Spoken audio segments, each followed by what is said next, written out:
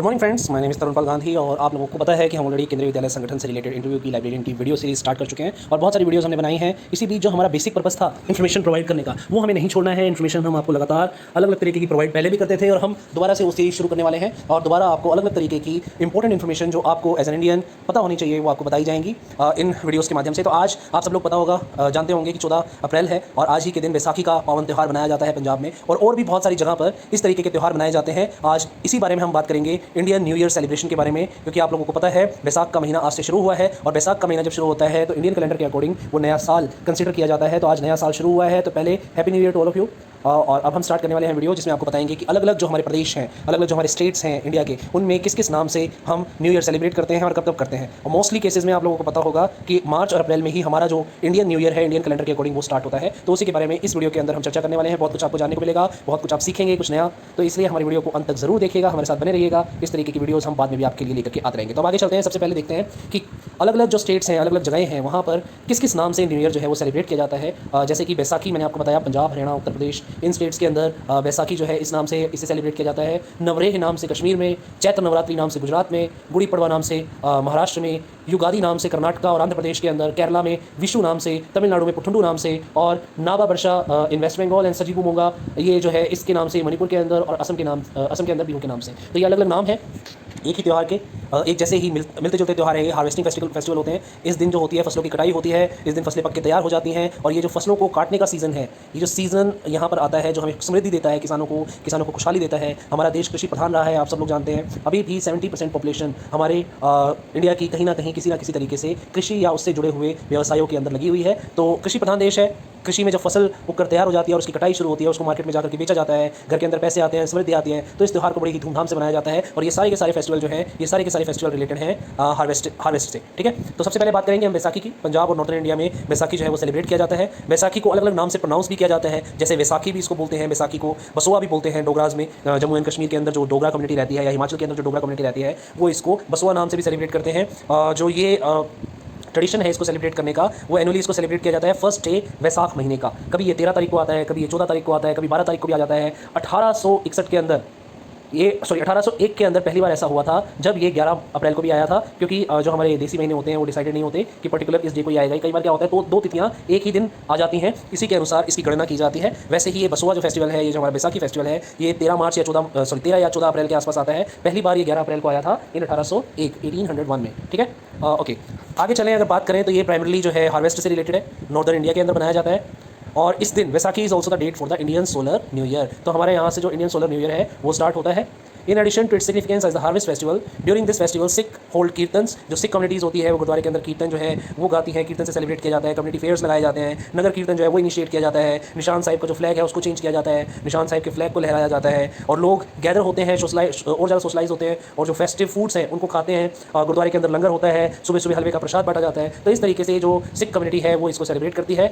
Mostly Punjab के अंदर, हरियाणा के अंदर, दिल्ली के अंदर, उत्तर प्रदेश के अंदर, या नॉर्दर्न का पार्ट जो है जो मैंने आपको ऊपर दिखाया हुआ है, राजस्थान, उत्तर प्रदेश, हिमाचल, हरियाणा, चंडीगढ़, पंजाब, शिमला, इन सभी, उत्तराखंड और हिमाचल प्रदेश, इन सभी जगहों पर ये बड़े ही धूमधाम से सेलिब्रेट किया जाता है।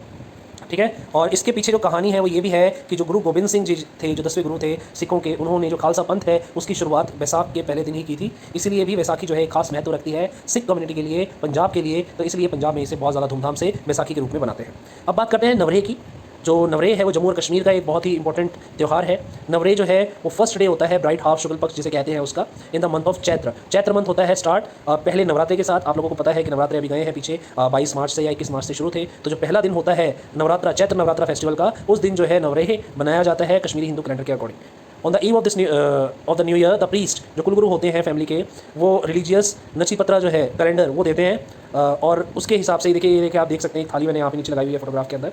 यहाँ पर इस तरीके से एक जो थाल है, इसको थाल बुरान बोलते हैं। ये एक रिचुअल है जो कश्मीरी पंडित किया करते थे इस दिन पर, और अभी भी करते हैं। ये सजाया जाता है और इस दिन पूजा की जाती है जो नवरेह फेस्टिवल है शारिका माता की, शारिका गॉडेस की, और उनको होमेज पे किया जाता है इस फेस्टिवल के दौरान। जो कश्मीरी लोग हैं, कश्मीरी हिंदूज़ जो हैं, हिंदू कम्युनिटी जो है कश्मीर के अंदर, मोस्टली जो कश्मीरी पंडित हैं वो इस दिन ये नवरेह फेस्टिवल सेलिब्रेट करते हैं। उसके बाद करें चैत्र नवरात्रि की बात। गुजरात के अंदर बड़े ही धूमधाम से नवरात्रि पूजा होती है, नवरात्रि मनाई जाती है। चैत्र नवरात्रि जो है वो 9 दिन लगातार लगातार मनाया जाता है। जो हिंदू लूनी सोलर कैलेंडर है उसके अकॉर्डिंग मार्च और अप्रैल के अंदर ये 9 दिन आते हैं नवरात्रि के, चैत्र नवरात्रि के। अभी आप लोगों को पता है कि कुछ दिन पहले ही नवरात्रि खत्म हुए हैं और अभी रमज़ान का महीना चल रहा है। रमज़ान का पाक और पावन महीना मुस्लिम कम्युनिटी बड़े ही धूमधाम से इसको मनाती है, रोज़े रखे जाते हैं और इसका जो आखिरी दिन होता है उस दिन ईद मनाई जाती है। वैसे ही जब शुरुआत होती है रमज़ान की उसी टाइम पे चैत्र महीने की शुरुआत होती है और चैत्र नवरात्रि की शुरुआत भी होती है। तो पहले जो 9 दिन होते हैं वो चैत्र नवरात्रि के रूप में मनाए जाते हैं और राम नवमी का दिन होता है 9वां दिन। उस दिन कहा जाता है कि श्री राम जो भगवान रहे हैं हिंदू धर्म के अनुसार उनका जो जन्म है वो इस दिन हुआ था, रामनवमी वाले दिन, चैत्र की नवमी को। इस दिन को इसलिए भी बहुत अच्छे से सेलिब्रेट किया जाता है और इन नवरात्रीज को कहते हैं रामा नवरात्रीज।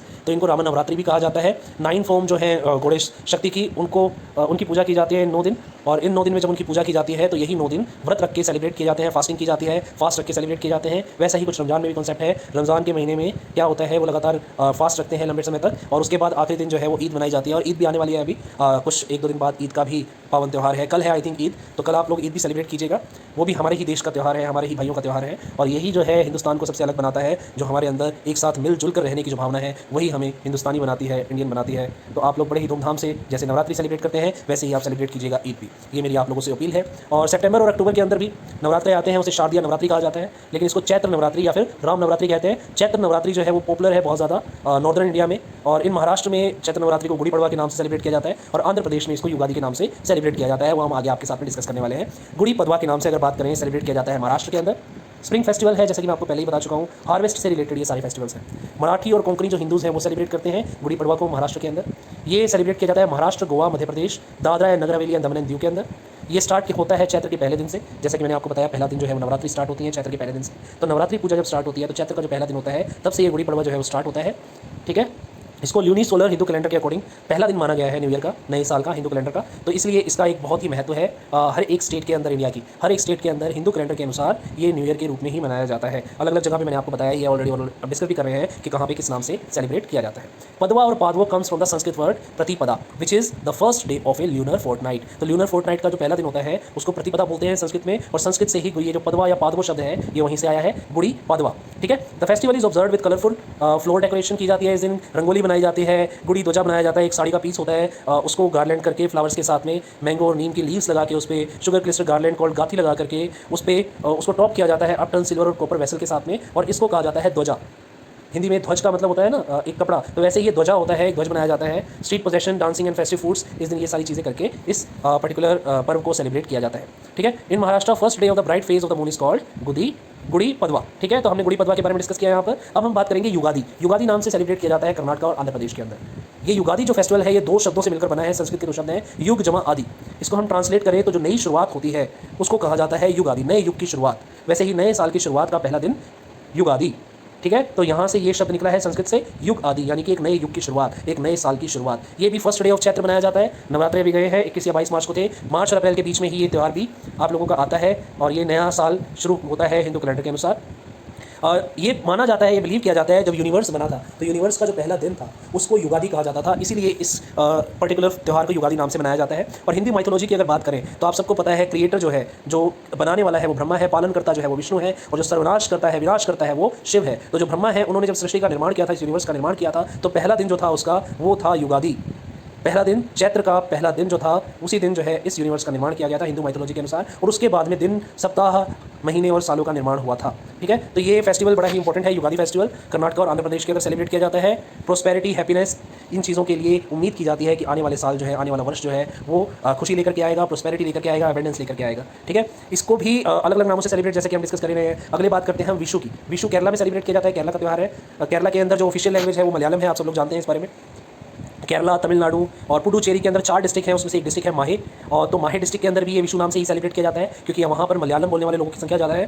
तो ये जो विशु है ये first day of the month of madam in the Malayalam calendar. और मलयालम कैलेंडर जो है उसका जो पहला दिन होता है उसको मेदाम बोलते हैं। ये उस दिन फॉल करता है विशु, और ये पहला जो दिन होता है या तो 14 अप्रैल को होता है या 15 अप्रैल को होता है जॉर्जियन कैलेंडर के अकॉर्डिंग। तो इसीलिए इस त्यौहार को विशु नाम से सेलिब्रेट किया जाता है क्योंकि ये पहले दिन पड़ता है मलयालम कैलेंडर के अकॉर्डिंग। तो ये भी न्यू ईयर है, न्यू ईयर का पहला दिन विशु, जैसे कि बैसाखी था। The festival is marked by family time, preparing colourful auspicious items and viewing these as the first thing on the Vishu day. ठीक है, इस तरीके से इसको सेलिब्रेट किया जाता है। मलयाली जो लोग होते हैं वो golden blossoms of the Indian laburnum, कानी कोना, मनी और silver item, cloth, mirror, rice, coconut, cucumber, fruit and other harvest product जो है उसको भेंट करते हैं भगवान को। जैसे कि आप देख सकते हैं इस इमेज के अंदर भी मैंने वो चीज़ दिखाई है, कपड़ा भेंट करते हैं, फल भेंट करते हैं, वहाँ पे नारियल बहुत ज़्यादा होता है, नारियल भेंट किया जाता है।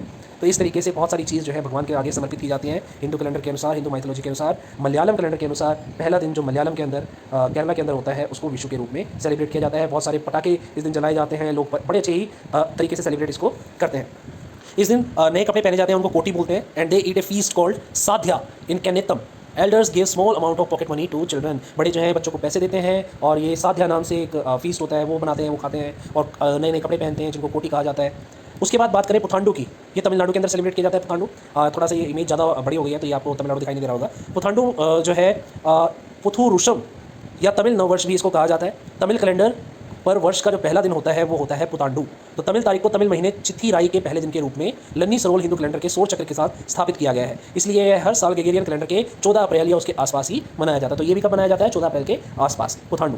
यह दिन हिंदुओं के द्वारा पारंपरिक तौर पर नए साल के रूप में मनाया जाता है, लेकिन इसके नाम अलग अलग होते हैं। जैसे केरल में विशु और मध्य और उत्तर भारत में वैसाखी जैसे नामों से भी मनाया जाता है, सेलिब्रेट किया जाता है। इस दिन तमिल लोग जो होते हैं वो क्या करते हैं, पुट्ठू वतुत का कहकर एक दूसरे को बधाई देते हैं, जिसमें हिंदी में जिसका अनुवाद किया जाए तो इसका मतलब है नया साल मुबारक हो।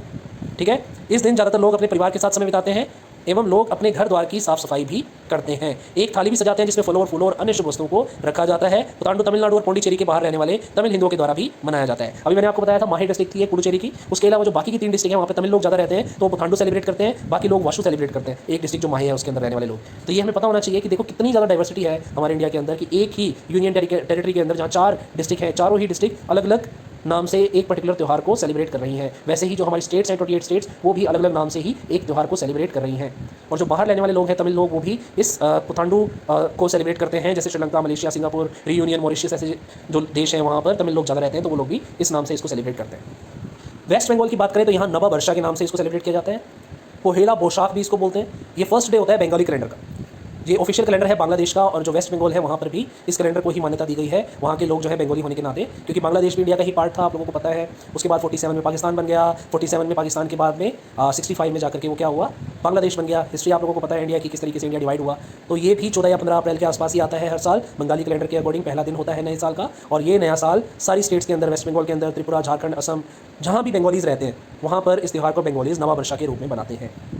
Celebration of Pohela Baishakh traces its root back to the traditions of old Dhaka's Muslim community during Mughal rule. तो जो ओल्ड ढाका है उसके जो अंदर मुस्लिम रहते थे वो भी इसे सेलिब्रेट करते थे, as well as the proclamation of tax collection reforms of Akbar. तो अकबर ने टैक्स कलेक्शन रिफॉर्म जो स्टार्ट किए थे वहाँ से भी इसको रिलेट किया जाता है। उस दिन को खुशी के रूप में मनाया गया था, तो वहाँ से भी एक स्टोरी है, तो वहाँ से भी इसको रिलेट करके ये स्टोरी आपके सामने आएगी जब आप इसके बारे में पढ़ेंगे। The festival is celebrated with procession, fairs and family time. The traditional greeting for Bengalis in the new year is Shubho Noboborsho, which is literally means happy new year. The festive Mangal Shobhajrani is organized in Bangladesh. In 2016, the UNESCO declared this festivity organized by the Faculty of Fine Arts University of Dhaka as cultural heritage of humanity. तो UNESCO जो है उसने इसको cultural heritage of humanity के रूप में भी यहाँ पर इसको डिक्लेयर किया था इन द ईयर 2016। बांग्लादेश के अंदर ये सेलिब्रेट किया जाता है। वैसे ही सेलिब्रेट किया जाता है एक और त्यौहार बिहू, आसाम के अंदर। बिहू जो है वो सेट है 3 इंपॉर्टेंट नॉन रिलीजियस फेस्टिवल्स का। इंडियन स्टेट जो हमारी है असम, इसके अंदर रंगोली, बोहाग बिहू, और अप्रैल के अंदर कोंगाली और कटी Bihu observed in October, and Bhogali और मगु बिहू ऑब्जर्व्ड इन जनवरी। तो ये तीनों का कॉम्बिनेशन है। ये 3 अलग अलग टाइम पर बनाए जाते हैं। अप्रैल के अंदर कोंगाली के नाम से और काटी बिहू के नाम से, अक्टूबर के अंदर भोगाली और माघ बिहू के नाम से जनवरी के अंदर। तो इस तरीके से सेलिब्रेट किया जाता है और बहुत अच्छे से सेलिब्रेट करते हैं नॉर्थ ईस्टर्न स्टेट्स के अंदर। और अगर हम बात करें बिहू की, तो बिहू असम का एक बहुत ही इंपॉर्टेंट त्यौहार है। और नववर्ष मैंने आपको बताया इसकी शुरुआत होती है बिहू फेस्टिवल से असम के अंदर। The Rongali Bihu coincides the Assamese new year and as well as with other regions of Indian subcontinent, East Asia and South East Asia which follow the Hindu calendar and Buddhist calendar. तो हिंदू और Buddhist calendar जहाँ भी follow होता है वहाँ पर Indian सब continent में, ईस्ट एशिया में या साउथ ईस्ट एशिया में, वहाँ पर ये सेलिब्रेट किया जाता है रंगोली बिहू के नाम से। असम के अंदर रंगोली बिहू मनाया जाता है अप्रैल में, और अप्रैल में इनका नए वर्ष का आगमन होता है, शुभारंभ होता है। उसके बाद है साजीबू नोगमा पानबा इन मणिपुर। इस नाम से ये मणिपुर में सेलिब्रेट किया जाता है। सेम सेलिब्रेशन है लगभग, कोई अलग सेलिब्रेशन नहीं है, लगभग उसी तरह से इसको भी सेलिब्रेट किया जाता है जैसे अभी तक बताया आप लोगों को। अदर स्टेट्स के अंदर जो सेलिब्रेशन होता है उसी तरीके से इसको भी सेलिब्रेट किया जाता है। ये फर्स्ट डे होता है साजीबू मंथ का, also called Meitei Cheiraoba, Meitei new year. और साजीबू चाइरोबा मतलब इसका क्या है, Meitei for Sajibu new year is the lunar new year festival of Meitei people. तो जो मेतेई पीपल है उनका लूनर जो नया साल होता है, न्यू ईयर होता है, उसका ये फेस्टिवल है, नए साल का आगमन हुआ है यहाँ से। Who follow Sanamahism tradition Meitei region. तो मेतेई रीजन के अंदर मणिपुर के अंदर बेसिकली जो मणिपुरी लोग हैं वो इसको सेलिब्रेट करते हैं और बहुत ही अच्छे से सेलिब्रेट किया जाता है। जैसे बाकी जगहों पर अलग अलग तरीके से न्यू ईयर सेलिब्रेट किया जाता है, वैसे ही मणिपुर के अंदर सोजिबो नोंगमो पानबा के नाम से इसको सेलिब्रेट किया जाता है। अब बात करें नोंगमा की। नोंगमा का मतलब है first date of month, Panba मतलब है to be, literally it means the first day of the month of Sajibu. इस तरीके से इसका नाम बना है साजू नोंगमा पानबा, मतलब first day of the month of Sajibu.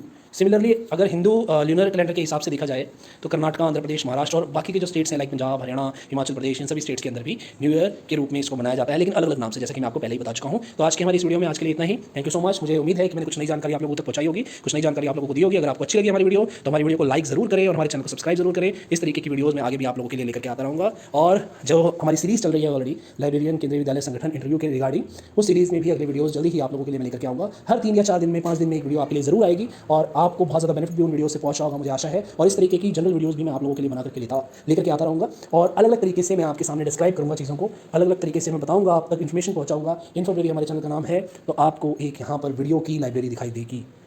तब तक के लिए thank you so much, God bless you all, और हम जल्दी ही मिलेंगे दोबारा एक नई वीडियो के साथ। Thank you.